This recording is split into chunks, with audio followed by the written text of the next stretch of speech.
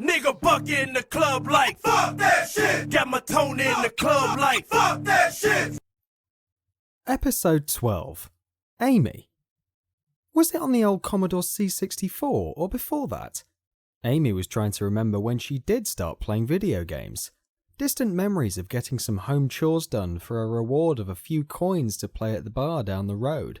Of course it wasn't the ancient boxed games, she wasn't that old, but she remembered the hours of entertainment when playing Street Fighter and other games of that time. Tetris was the only choice when Street Fighter was in use by the other boys. She didn't like it when they were about to play. Not a thing for girls, they always said, while pushing her away. But she recalled vividly the high score list with Rick at all the first 10 high positions. Using Amy or America would have given away her secret. Plus, she didn't want to argue with the boys. She was a little girl, not that tall either, and they were animals.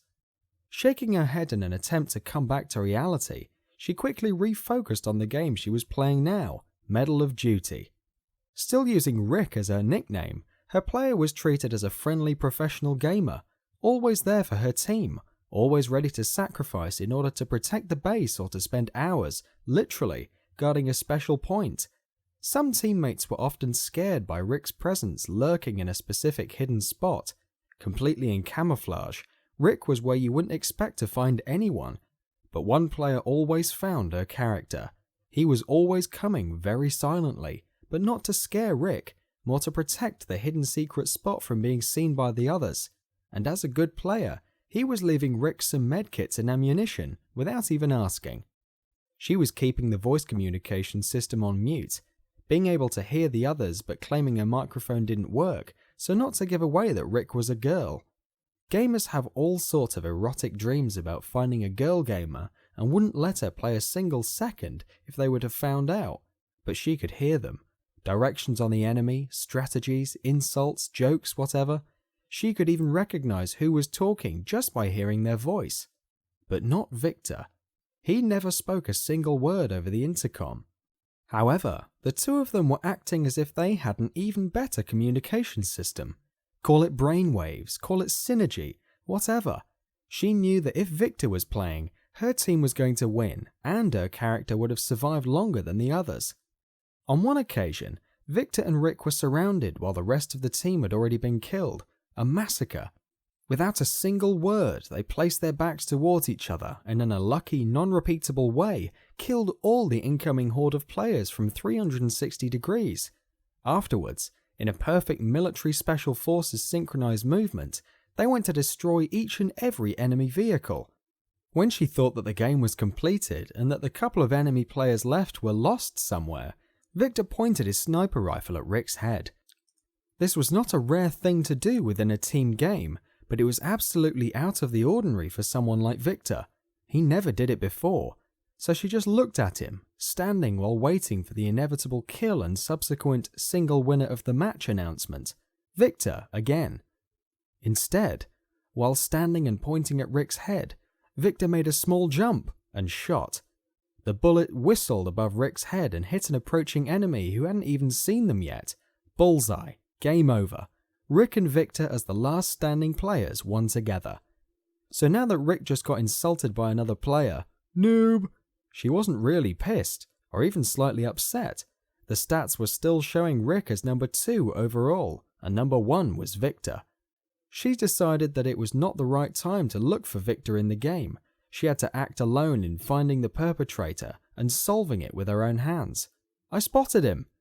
He is in an old complex tower, sniping around. The obvious entrance to the tower is guarded by some of his team players. Can't go directly from there. Sniping him would require a higher position, and the highest point is at least 20 minutes walk in the forest. Not that she was sure that from there she could even see him, forget aiming or hitting him. She needed a different approach, maybe a diversion, maybe a rocket launcher from slightly below. Maybe.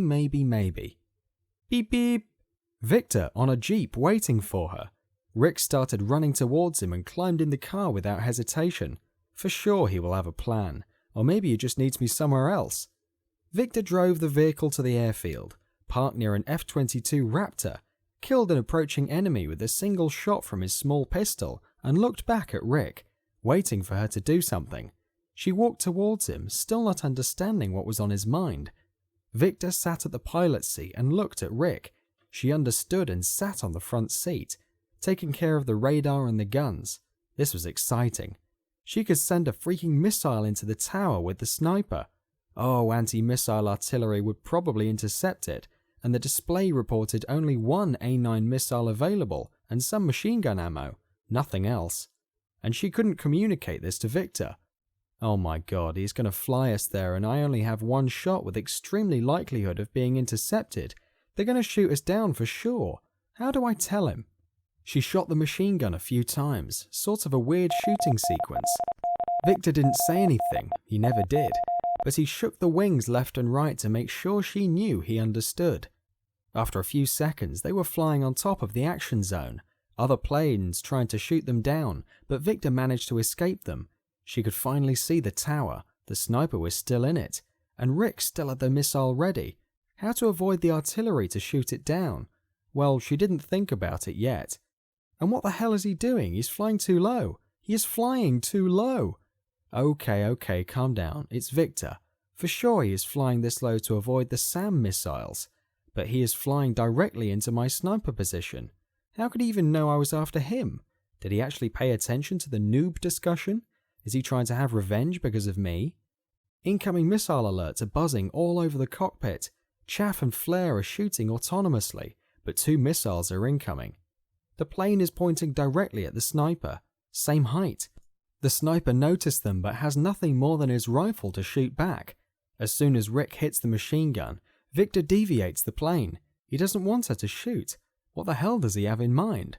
Only a couple of 100 meters away. Eject! Both players are thrown into the air, away from the jet. The 2 missiles hit both wings, almost destroying the plane. From their parachute height, they can see how this fireball keeps its trajectory and hits the sniper tower. Lots of smoke. The sniper refugee collapsed with everyone inside. Victor sends a typed message to her. All yours. Amy, or Rick, smiles and activates the taunt sequence. A robotic voice spoke for her to the whole group of players, enemies, or friends. Noob!